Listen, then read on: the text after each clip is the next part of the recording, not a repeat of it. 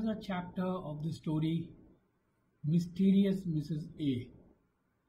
Chapter 3 Politics Beckons Swamiji.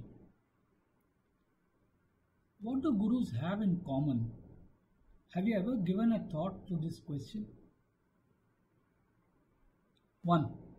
They all seem to have risen from humble beginnings. Most godmen and women seem to have been born in poverty or near poverty. 2. While some seem to have been born with astounding capabilities that could only be ascribed to divinity, others seem to have encountered spirituality quite accidentally, as was the case with my Swamiji. But having encountered it by accident, they have imbibed powers of their own gurus. 3. The main strength of gods and godmen and godwomen stems from their charismatic personality.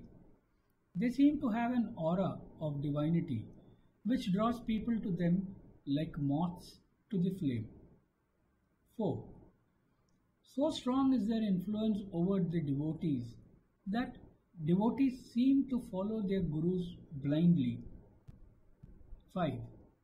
Every one of them has the power of speech and the ability to impact lives by their speech alone. I have heard of a particular guru in the US who made thousands of his disciples drink poison.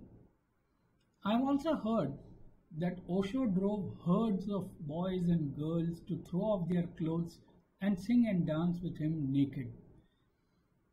I have also seen the documentary on Bikram Chandra and how people allowed him the freedom that they would not have given even to their spouses, all in the belief that their guru can never say wrong or do anything wrong.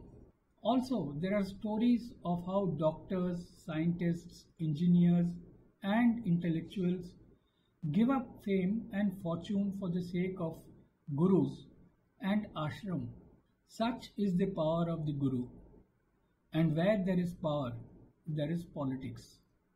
The rapid ascent of Swamiji soon got noticed at the right places. Politicians came to him for help and blessings. Soon, Mataji was forced to retire, and though she still ran the ashram, she gave darshan only to a few. Amongst the few devotees that I met at the ashram was a lady called Annabel. She is from Sweden and divides her time shuttling between India and Sweden. It was Annabel who seemed to me as most aggrieved about Mataji's forced retirement. She was not afraid to speak her mind, and soon we bonded. She knew I was a disciple of Swamiji, yet she spoke what she felt about him without mincing her words. HN thrived under the tutelage of Mataji and soon became the heir apparent to her throne, though Mataji neither projected him as one nor make any public announcement to this effect. It was however clear to all as to who called the shots at the ashram. Ashrams here are perceived differently by different sections of the public.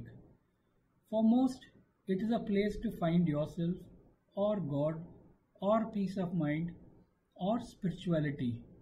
The choice is yours. It may sound funny, but most of the people who flock to gurus hardly bother about them because they have to carry the burden of their responsibilities which they find saddled on their frail shoulders. They come here for diversion from the madness that is life, a change of pace from high speed to slow motion thinking. People hardly understand their guru or what they speak. They are just captivated by the amount of wisdom on display.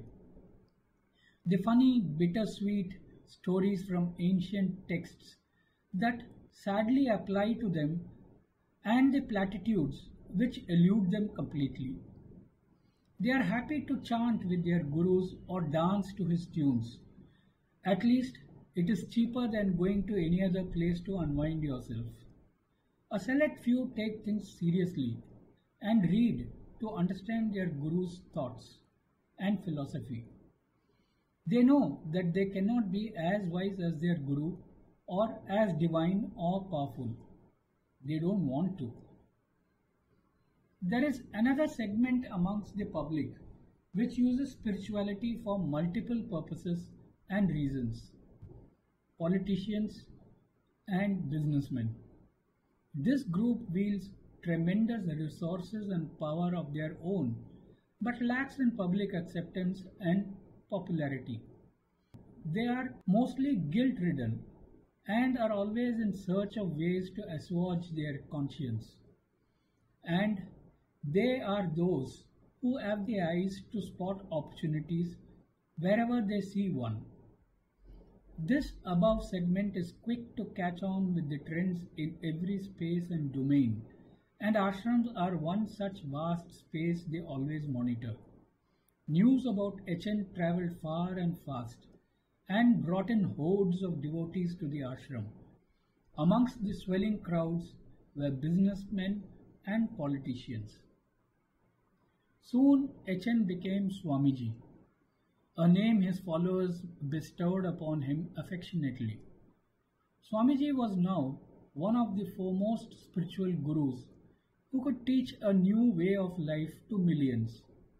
This new way of life was simple to understand and easy to practice, as it did not differ from the other new ways that most other gurus preached. All one had to do was A. Listen to what your guru says and listen without interruption or questioning. B. When in trouble, meet the guru personally and follow his prescription. Again, without questioning. C. Contribute as much as you can afford to the ashram.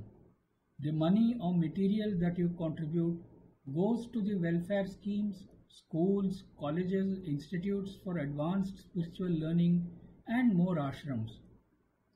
Who knows?